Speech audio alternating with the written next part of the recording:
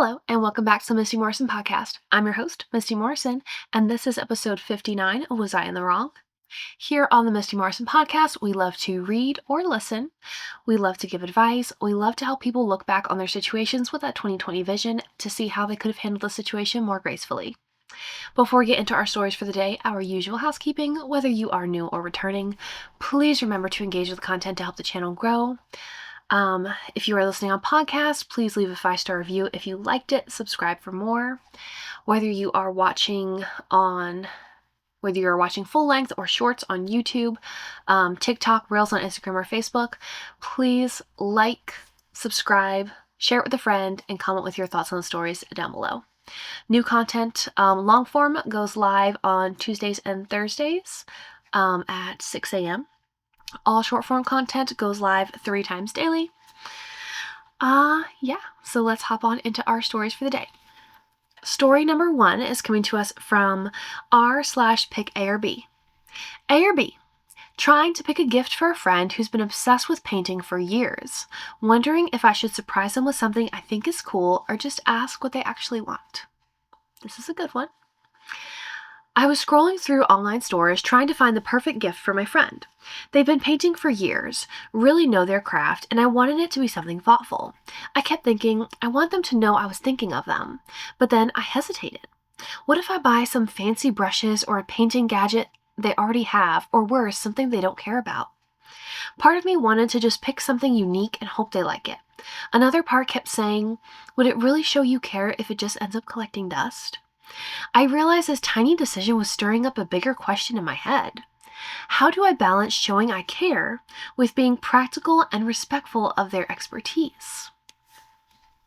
I felt a little guilty thinking of taking the easy route and a little anxious about asking them directly. It might ruin the surprise. But honestly, I also started thinking, maybe it's okay to be honest and let them choose.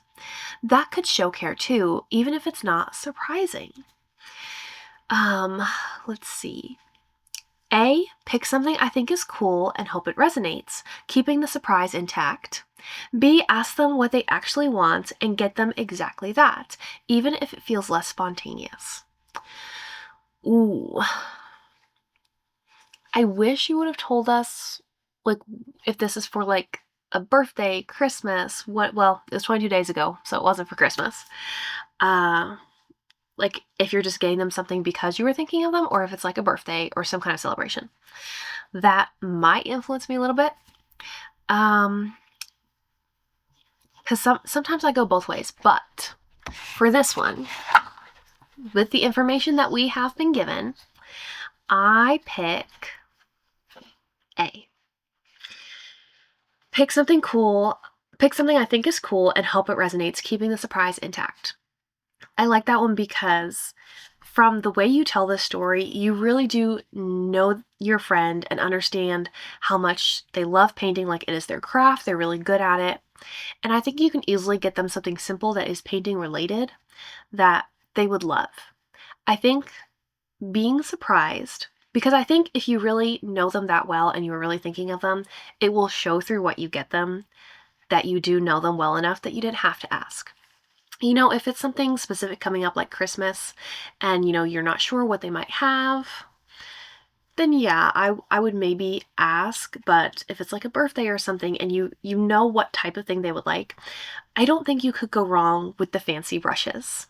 Or, if you know what type of art they do, a set of acrylic paints or oil paints, water paints, whatever medium it is they work with, or maybe canvases if they paint on canvas. You seem to know them well enough to know what would work for them. I don't necessarily think I would go for a gadget, but I think something that will be useful to them and that they will enjoy because it's part of their craft. I think you can easily pick that out yourself without having to ask.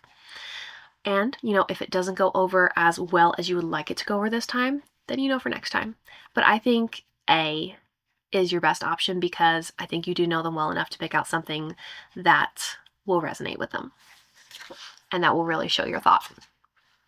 I like this one. Super thoughtful. Okay, story number 2 is coming to us from r/pick A or B. A or B. Me, my coworker, and the half-finished report Should I offer help or let them work alone?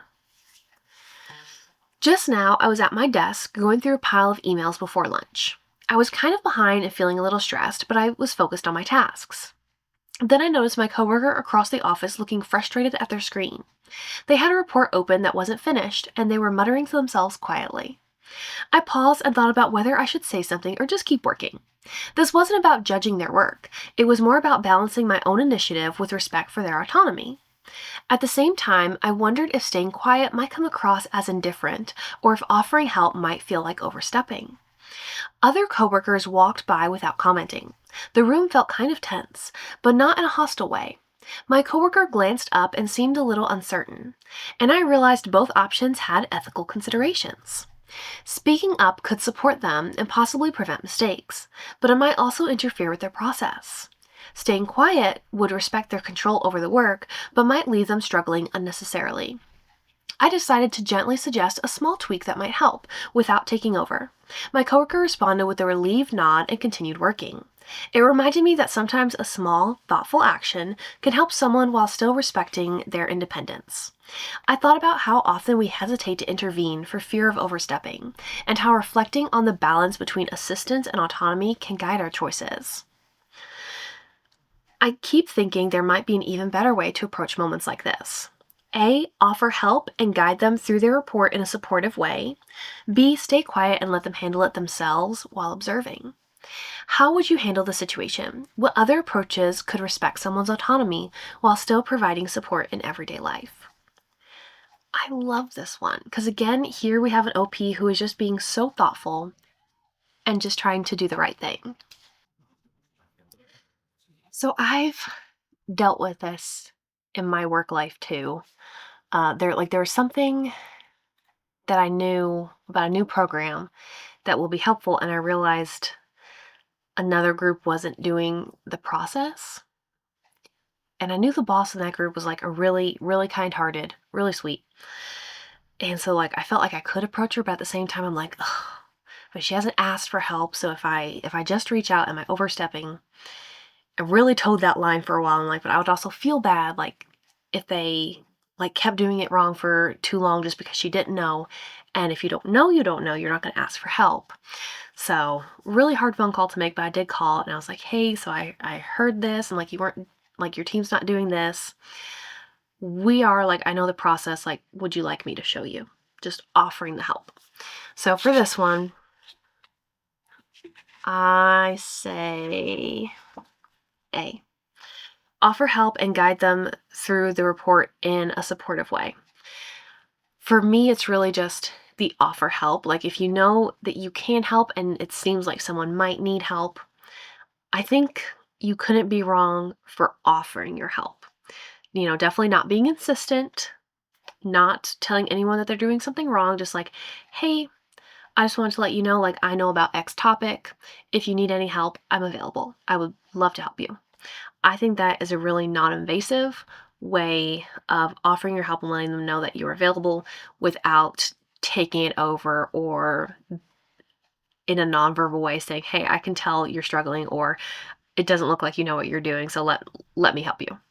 No, there's always that kind, well-intentioned way of offering your help without being overbearing. Yeah. I think that's the best way to respect someone's autonomy while still providing the support that they might need if they need it, without also insinuating that you think they need it. Okay, story number 3 is coming to us from r/pick A or B. A or B. Noticing a colleague who everyone seems to quietly judge, smiling and doing their own thing, wondering if I should reach out and let them teach me something or just keep my distance. Interesting.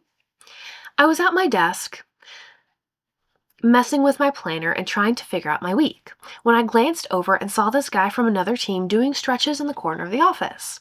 He looked so focused and genuinely happy in his routine, and I noticed a few coworkers snickering quietly as they walked by. Honestly, I felt a weird mix of amusement and guilt. Am I judging him too, even a little? I thought about what it would be like to join him. Part of me hesitated. He's kind of quirky, sure, and I barely know him. What if I made it awkward? What if he didn't want my company?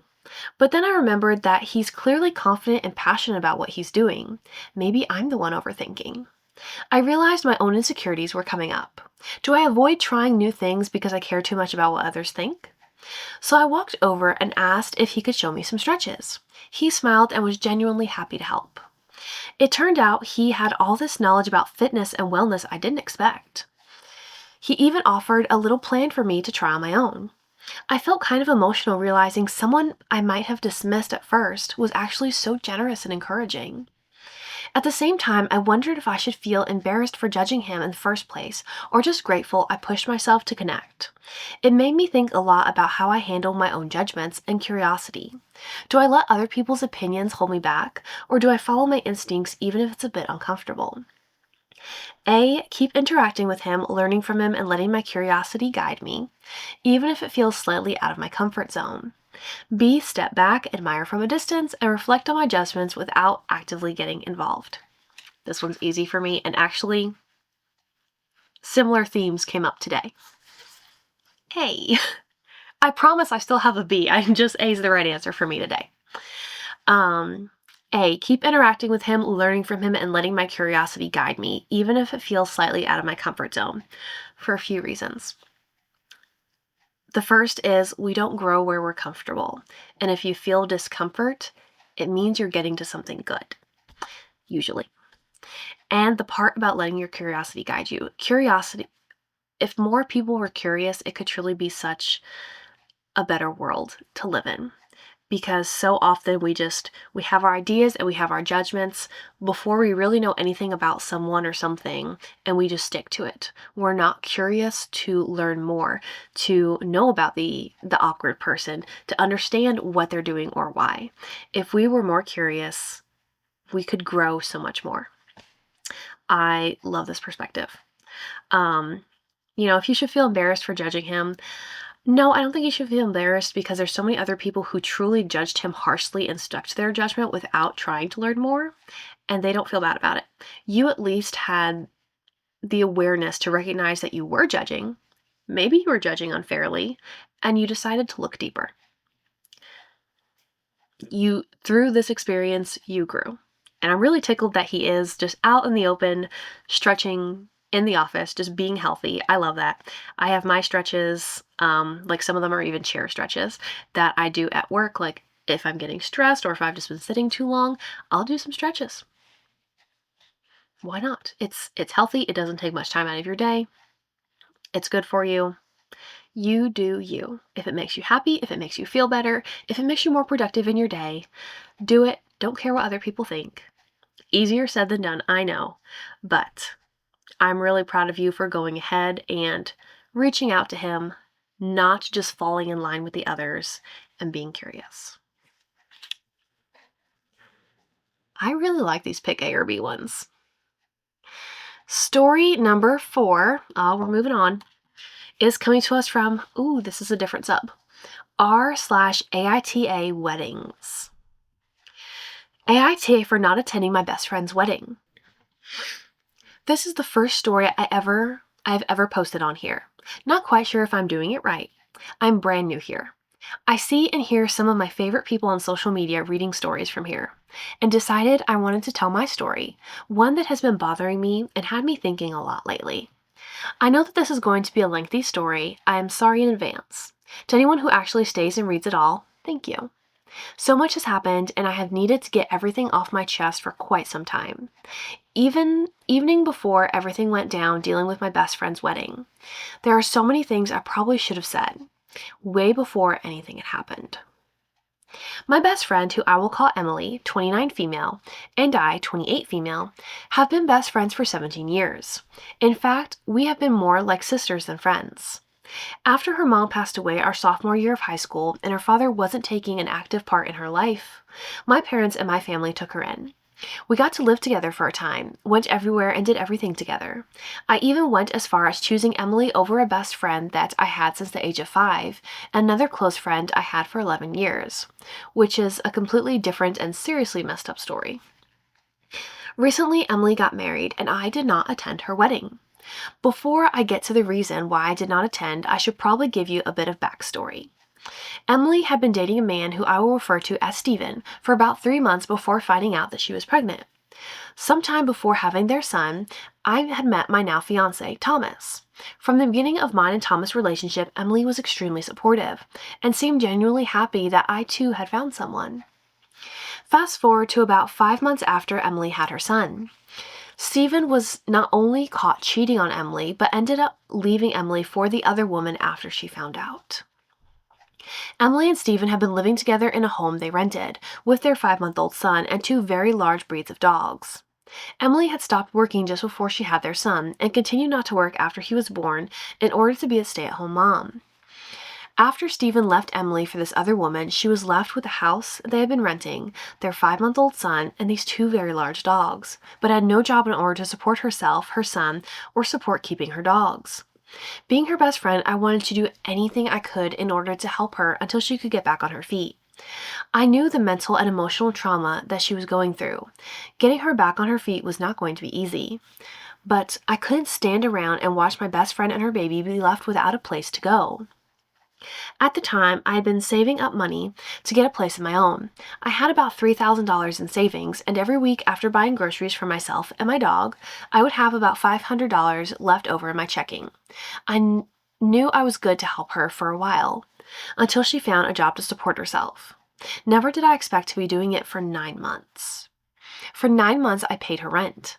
I paid her water, electric, internet, car payment, and phone bill. I bought her son's diapers, wipes, baby powder, rash cream, liquid Tylenol, baby Orajel, Pedialyte, gripe water, which I had never heard of before, formula, etc. And I even bought her groceries, dog food, cigarettes for the week every week, and left her extra cash for gas money for any job interviews she may have got or doctor appointments her son needed. I went through my entire savings and money I had in my checking account trying to support her. It got so bad that I was unable to pay my own phone bill and almost lost the phone number I had since sophomore year of high school. I was only able to buy food for my dog and ramen noodles every week for myself, which when I finally confronted her 9 months later about her getting a job for herself, she admitted she hadn't even once tried to find a job. Saying that she wanted to be the one to raise her son and not have some babysitter or daycare raising him for her. Even though I'm not a mother myself, I understand the fears of leaving your child in the care of a stranger. Eventually, she tried to convince me to quit my job of 5 years and move in with her. She said she wouldn't be able to pay me, but I could be a live-in babysitter for her son. And while I babysat for her son, she would go out and work. After that, I started to distance myself from her. I told her I could no longer help take care of her and her son. She would have to find a way to do it herself, because I had already exhausted all of my money and stressed myself way too thin. Another bit of information. During this time, my fiancé Thomas, who was only my boyfriend at the time, lived in a different state. The 2 of us were only able to see each other once every 2 weeks, if lucky, but a lot of times we would have to go an entire month before seeing one another. After distancing myself from Emily, she started making it out to be about Thomas, especially when she would invite me over to her house to hang out or stay the night, and I would turn her down because I was supposed to be seeing Thomas for the first time in weeks or over a month. She even went as far as messaging my own mother behind my back, telling my mom that she believed Thomas was being mentally and emotionally abusive and manipulative, monopolizing me and trying to cut me off from my loved ones. My mom even came to me worried, trying to tell me I could always come to her about anything. Of course, I had to ask where all this was coming from, and that's when she told me about the messages she received from Emily. This kept being a problem, but instead of confronting Emily, I would just reassure my mom. 3 years passed, and every birthday and holiday with the family, Emily would attend, and so too would my fiancé Thomas. But every time we had an event, Emily wouldn't so much as greet Thomas or speak to him, and she would do everything she could to drag me out of the same room with Thomas and keep me somewhere else with her. Eventually, Emily met the man she is now married to. We'll call him Jake. Emily and Jake only dated for a week before she and her son moved in with him, and they were engaged within 1 month of moving in together. I had only met Jake one time for about 20 minutes, when him and Emily stopped by my parents' house to drop off some homemade jellies and jams Emily had made for them. But that was the only exchange I ever had with Jake. I couldn't say much about him other than he seemed like a really nice man. Immediately after their engagement, Emily sent out the wedding invitations via email and a private group she had created on Facebook. My mom, my dad, and even my older brother and his wife received invitations to her wedding. She even added them to her private group on Facebook. However, I had not received an invitation through email or been added to her Facebook group. After 3 days of not receiving an invitation, my mom reached out to Emily, all on her own accord.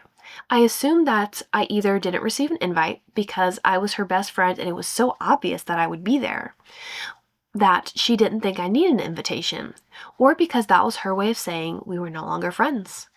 Like I said, I had started to distance myself from her, and 2 of us had been growing apart leading up to this. I really didn't know what to think or what to expect. I was just holding my breath, waiting for Emily to come to me herself, to talk to me about wedding plans, which would be enough confirmation for me to know that everything was okay between us, or come to me with an explanation of why she hadn't invited me. This seemed to bother my mom more than it did me, because without me asking her to, and without telling me first, she messaged Emily to ask if she was going to send me a wedding invite. Emily told her that the only reason she hadn't sent me an invitation to her wedding is because she didn't want my fiancé to attend. She said she knew if she didn't invite my fiancé as well, then I wouldn't want to come anyways. Too right she was. And said the reason she didn't want him attending was because she and her fiancé Jake didn't know him. Of course, Jake didn't know my fiancé Thomas. Emily had just met Jake herself. As for Emily, she had over 3 years full of chances to get to know my fiancé Thomas, but openly avoided him every chance she got. She then told my mom that if I could agree to attend her wedding without my fiancé, then I would be invited. This is when my mom finally came to me with all the messages between her and Emily. I declined the second I found out it was because she didn't want my fiancé to attend her wedding with me. Not only because she was saying it, was because she didn't know my fiancé well enough after squandering any chances to get to know him for over 3 years. But because here she was expecting me to give her and her fiancé, a man I actually don't know at all, my loving support, my blessing, my acceptance, my respect, and my acknowledgement, when she couldn't even do the same for me and the man I had been with for a little over 3 years at this point. My mom told her that I said I would not attend her wedding so long as my fiancé could not attend with me, and that is when Emily said I was childish and needed to grow up. She also said that I needed to do what was right and put my petty behavior behind me in order to be there for her on her special day. I seen it as more than just her wedding, more than just one day, one evening out of the year. I seen it as years and years of friendship. I saw it as my best friend not willing to give me and my fiancé the same support and acceptance as she was expecting out of me. So, AITA for not attending her wedding just because she didn't want my fiancé to attend? Was I overreacting? Should I have pushed my feelings to the side to be there for her on her special day? No, no, and hell no. No. Many paragraphs ago, I knew this was no. Because she's not your best friend.